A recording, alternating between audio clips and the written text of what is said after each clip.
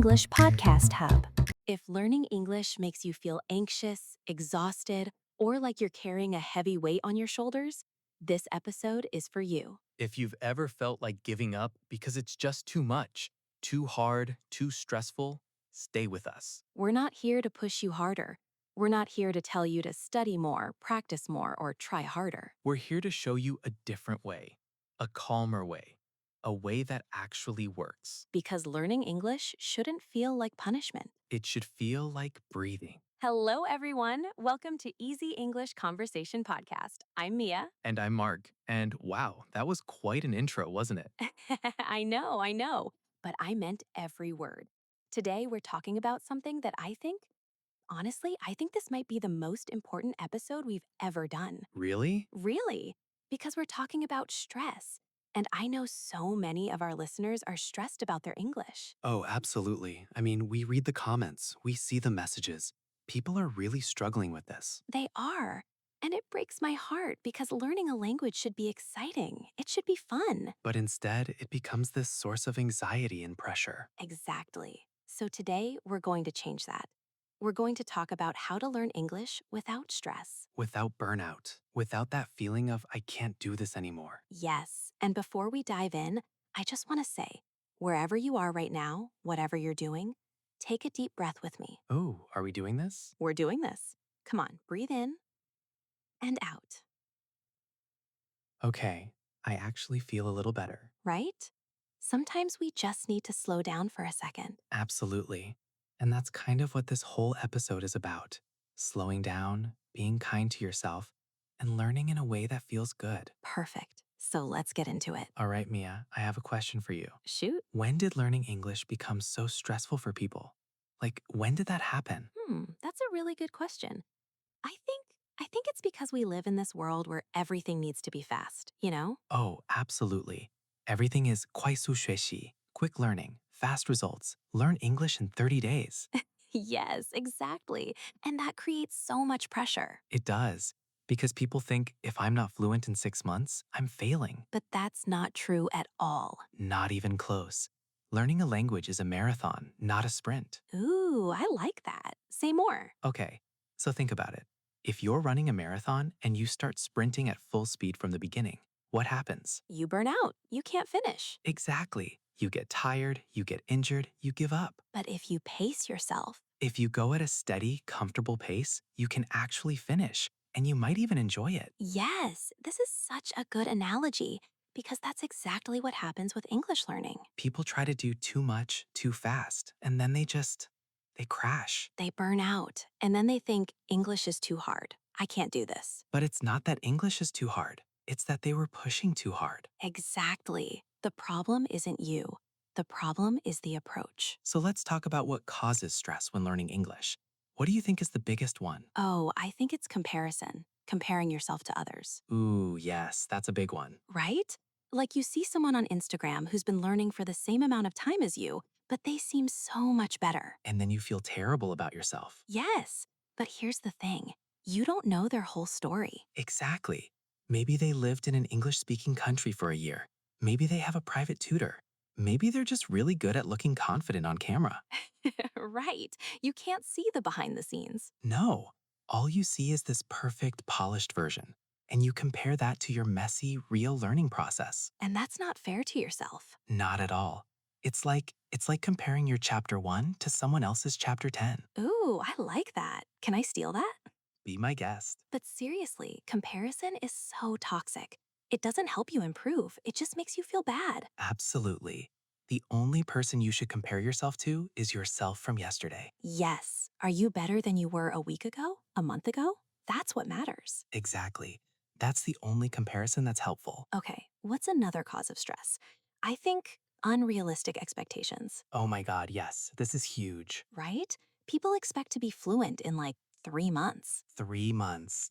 I mean, come on. I know, but I get it. I understand why people think that. Because of all those ads. Speak fluent English in 90 days. This one weird trick will make you fluent. Stop, those ads drive me crazy. Me too, because they set people up for failure. Exactly. People believe those promises, and then when they're not fluent in 3 months, they think something's wrong with them. But nothing's wrong with them. The timeline was just unrealistic. Yes, learning a language takes time. It just does. And that's okay. That's normal. Absolutely. There's no shortcut, there's no magic pill. Just consistent, patient practice. Over months and years. Years. And people don't want to hear that. I know, but it's the truth. And honestly, once you accept that it's going to take time, it gets less stressful. Really? Yeah, because you stop being in such a hurry. You can relax and actually enjoy the process. I never thought about it that way. It's like if you know you're going on a long road trip, you pack snacks, you plan for breaks, you enjoy the scenery. But if you think it's only going to take an hour and it takes 10 hours, you're miserable. Exactly. The journey is the same, but your expectations change everything. Wow, that's really insightful. All right, let's talk about solutions now. How can people actually reduce stress while learning English? Okay, I have so many ideas. Where do I start? Start with your favorite one. Okay, my favorite tip is make it small. Make it small. Yes, like ridiculously small.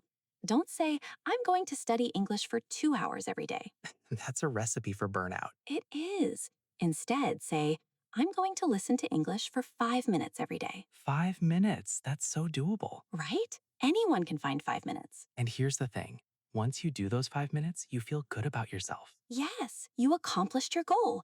You feel successful. And sometimes you might even want to keep going. Exactly. Sometimes 5 minutes turns into 10 or 15. But even if it doesn't, 5 minutes is still progress. Absolutely. 5 minutes a day is, let me do the math. That's 35 minutes a week. And about 2.5 hours a month. That's significant. That adds up It really does. Small and consistent beats big and sporadic. every time, every single time. Okay, I have a tip too. Are you ready? I'm ready. Stop multitasking your English learning. Ooh, explain. Okay, so a lot of people try to study English while also cooking, cleaning, checking their phone, watching TV. Oh, yeah, guilty. Right? We all do it. But here's the thing. Your brain is trying to do too many things at once. And that's stressful. It is. Your brain gets overwhelmed. You're not really learning and you're not really enjoying the other activity either. So, what should people do instead? Just do one thing at a time. If you're going to study English, study English. Give it your full attention, Even if it's just for 5 minutes? especially if it's just for 5 minutes, because those 5 focused minutes are worth more than 30 distracted minutes, That makes so much sense. right? Quality over quantity. Always. But I think people feel guilty if they're not doing something productive every second. I know, but that's not sustainable. You need to rest. You need to do things just for fun. Yes. And actually, doing things for fun can help your English too. Absolutely. Like if you watch an English TV show just because you enjoy it, not because you are studying. You're still exposing yourself to English, Exactly. And you're doing it in a relaxed, stress-free way. which means your brain can actually absorb it better. Yes, when you're relaxed, you learn better. Okay, here's another big one. Are you ready? Always. Give yourself permission to have bad days. Ooh, this is important. It's so important because everyone has days where they can't focus, they can't remember words. Everything feels hard. Absolutely. I have those days all the time. You do? Of course. Some days I sit down to work and my brain just isn't working. I love that you said that because I think people assume that once you're good at English, every day is easy. No way. Language learning is up and down. Some days you feel like a genius, some days you feel like you forgot everything. Yes, and that's normal. Completely normal. Your brain needs rest, it needs recovery time. So if you have a day where you just can't do it, That's okay. Don't beat yourself up. Just rest and try again tomorrow. exactly. One bad day doesn't erase all your progress. Not at all. In fact, rest days are part of the learning process. They are. Your brain consolidates information when you rest. Yes, so taking a day off is actually good for you. It's productive rest. I love that term, productive rest. Okay, I want to share a personal story. Is that okay? Of course, I love your stories. Okay, so a few years ago, I was learning Spanish. Ooh, how's your Spanish now?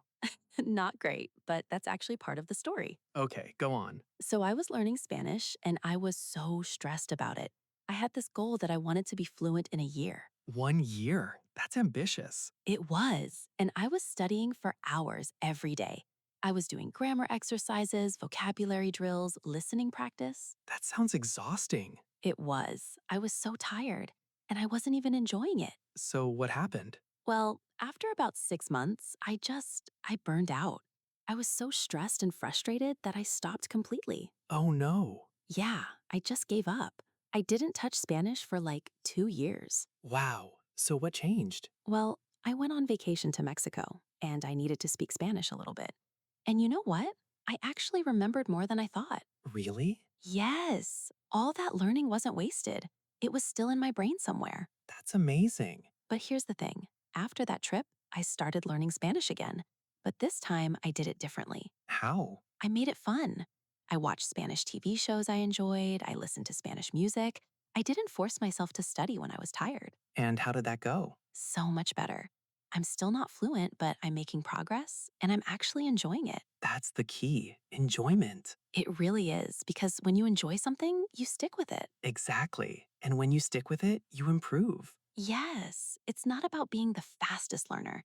It's about being the most consistent learner. You know what else reduces stress? Community. Oh, yes, having people who understand what you're going through. Exactly. Language learning can feel lonely sometimes. It can, especially if you're self studying. Yes, so it's really helpful to connect with other learners. Absolutely. You can share your struggles, celebrate your wins. Encourage each other when things get hard. Yes, and you realize that everyone is struggling with the same things. That's so true. Like, I used to think I was the only one who forgot words in the middle of a sentence.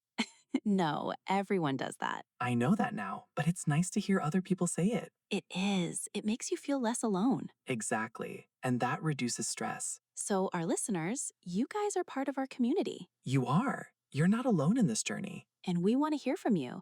Tell us in the comments what stresses you out about learning English. Yes, and tell us what helps you relax while learning. We want to know, and we want to support you. All right, let's talk about one more thing before we wrap up. Self-talk. Oh, this is so important. It is. The way you talk to yourself matters so much. It does. Like, if you make a mistake and you think, I'm so stupid, I'll never learn this, That's going to make you feel terrible. and stressed and less motivated to continue. Exactly. But if you make a mistake and you think, okay, that's interesting, now I know what to practice. That's so much better. Right? Same mistake, but completely different emotional response. Yes, and the second response is way less stressful. Way less. So we need to be kind to ourselves. We really do. Talk to yourself like you talk to a good friend. Yes. Would you tell your friend they're stupid for making a mistake? No, of course not. So don't say it to yourself either. Exactly. Be your own cheerleader, not your own bully. I love that. Be your own cheerleader. Right? You deserve kindness, especially from yourself. Okay, I think we should give our listeners some action steps. What can they do today to reduce stress? Good idea. Okay, action step number 1. Choose one small thing to do in English today. Just one. Yes, like listening to one song, or reading one paragraph, or speaking one sentence out loud. Exactly. Keep it small and achievable. Action step number 2, notice your self talk. When you make a mistake today, what do you say to yourself? Ooh, that's good. Just notice it. You don't even have to change it yet. Just be aware. Yes, awareness is the first step. Absolutely. And action step number 3. Take one guilt-free break today. Oh, I love this. Right? Just rest without feeling bad about it. Yes, rest is not lazy. Rest is necessary. Exactly. Your brain needs it. Your body needs it. You need it. All right, Mark, I think we should wrap this up. But before we do, I want to say something to our listeners. Go ahead. If you're feeling stressed about your English, I see you. We see you. And we want you to know that it's okay. It is okay. You're allowed to feel stressed. You're allowed to struggle. But you don't have to carry that stress forever. You can choose a different path. A calmer path. A kinder path. A path where learning English feels good, not heavy. And we're here to walk that path with you. Every single episode. Every single day. So don't give up. Just slow down Breathe. and take it one small step at a time. All right, everyone. Thank you so much for being here today. Thank you. We appreciate you more than you know. Before you go, please leave a comment. Tell us what's one thing you're going to do today to learn English without stress. Yes, we want to hear from you. And if you enjoyed this episode, please subscribe. And hit that like button. It really helps us out. It does, and it tells us that you want more content like this. All right, everyone. Until next time, Keep learning keep breathing. and keep it natural. Take care of yourself. We'll see you next time.